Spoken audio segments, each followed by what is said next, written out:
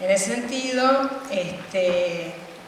lo que plantea la comunidad como posibilidad de encuentro, entenderlo no como un universal, y me gusta esto como lo dice, sino una formación y un deseo.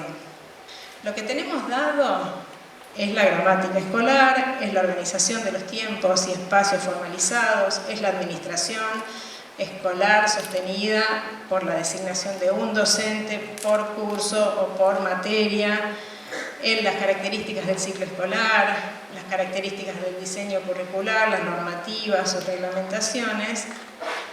Entonces, desde el punto de vista de este concepto de comunidad, entenderla como un espacio de liberación, es decir, aquello sobre que va a contrapelo de lo dado. Es decir, cuando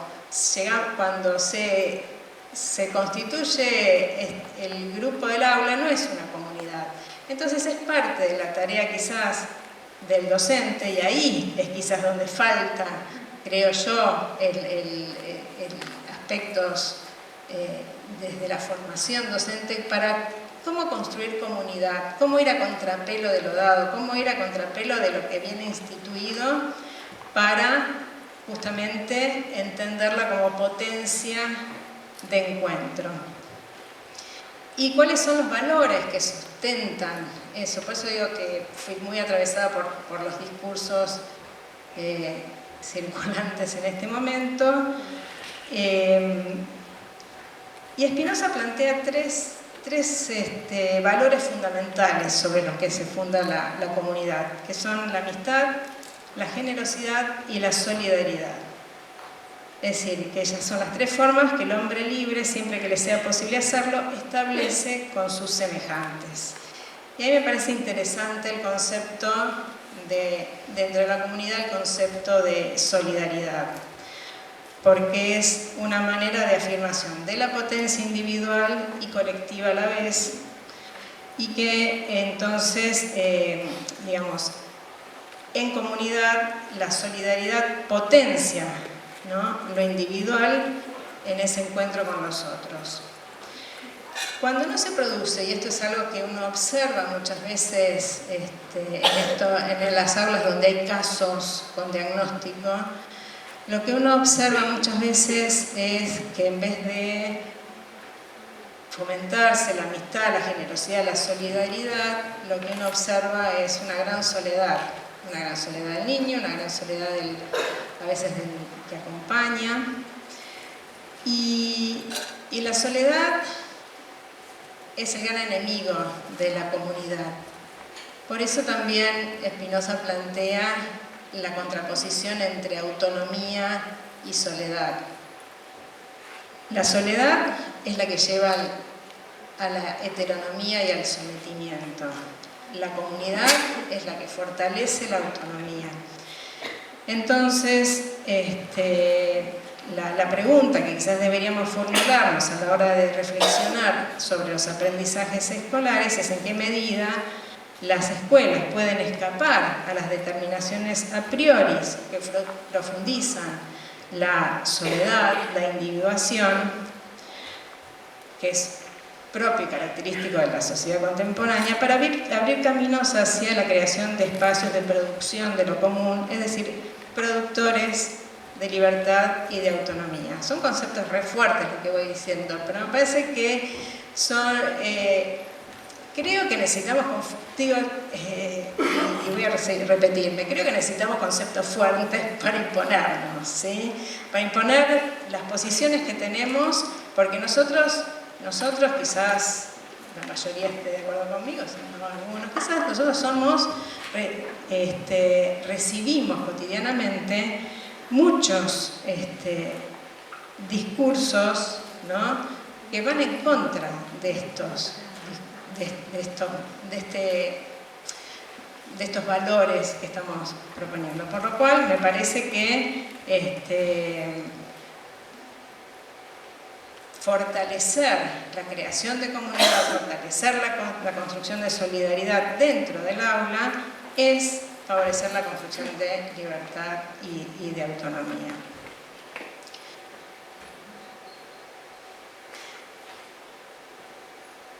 Otro concepto interesante en esta búsqueda de conceptos que nos ayuden a repensar en este momento particular, yo creo que es un momento particular en el sentido de esta situación de estar como atrapados en algunos discursos de la inclusión y técnicas, insisto, de la inclusión, y necesitamos poder ponernos a pensar en otros modos para poder salir.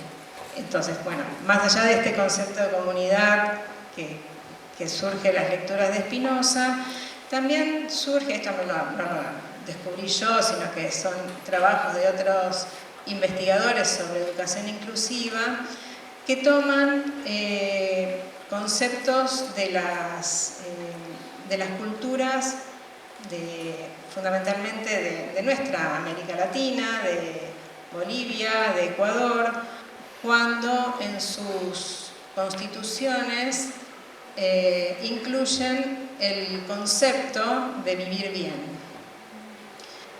Y me parece que el concepto de vivir bien es otro concepto que es solidario con el de comunidad. Hace poco yo estuve en una escuela, en un trabajo con docentes, y les preguntaba qué era para ellos vivir bien. Y las respuestas que en general daban era, bueno, para mí vivir bien es tener un trabajo, es tener salud, es poder tener una vivienda, irme de vacaciones, en lo sumo extenderlo a su familia. Es decir, hay un modo de entender en nuestra sociedad el concepto del vivir bien como un concepto individual. Vivo bien si tengo trabajo, vivo bien si yo tengo salud, ¿sí? Es un modo propio de la sociedad en la que estamos viviendo. Y el concepto de vivir bien, como está planteado desde la cultura, fundamentalmente, digo, esto es en Bolivia y en Ecuador, y que tiene rango constitucional el concepto de vivir bien, pero me parece fundamental algo que plantea el concepto, que es: no se puede vivir bien si los demás no viven bien, que hace a la armonía, al equilibrio, y acá agrego algo más, con la naturaleza y con los otros, ¿sí? En un mundo en el que estamos viviendo de crisis ambiental fundamental, no es menor que nos cuidemos nosotros y que cuidemos el planeta en el que estamos viviendo. Pero en este sentido de no se puede vivir bien si los demás no viven bien, hace a un modelo, digo, hasta una ética del trabajo que me parece interesante ponerlo a jugar en lo cotidiano cuando estamos construyendo comunidad en el aula. Alguien que toma también este concepto es Roland Barthes, con el concepto de vivir juntos, y él lo refiere más a la posibilidad de articular los diferentes tiempos, lo que él llama la idiorritmia, que tiene que ver con la posibilidad de ser uno entre muchos, y sin que el tiempo, que haya un tiempo que arrase con los tiempos individuales, que arrase con lo individual. Y ahí hay otra cuestión más, ¿no? O sea, hay tiempos escolares formalizados, pero posicionarnos desde la inclusión para seguir pensando en que no haya casos que nos exceden, sino que es la heterogeneidad de la comunidad que tenemos que construir, ¿sí? Entonces, que nos lleva a repensar y desarmar la lógica de lo dado, de lo instituido y de lo tecnificado, también nos lleva a revelarnos respecto de los tiempos tradicionales escolares. Es decir, que crear comunidad, como dice Spinoza, que es ir a contrapelo, nos implica revelarnos de lo instituido, de lo formalizado, para crear una comunidad. Sí. Tengo que ir redondeando y todavía ni empecé. Bueno.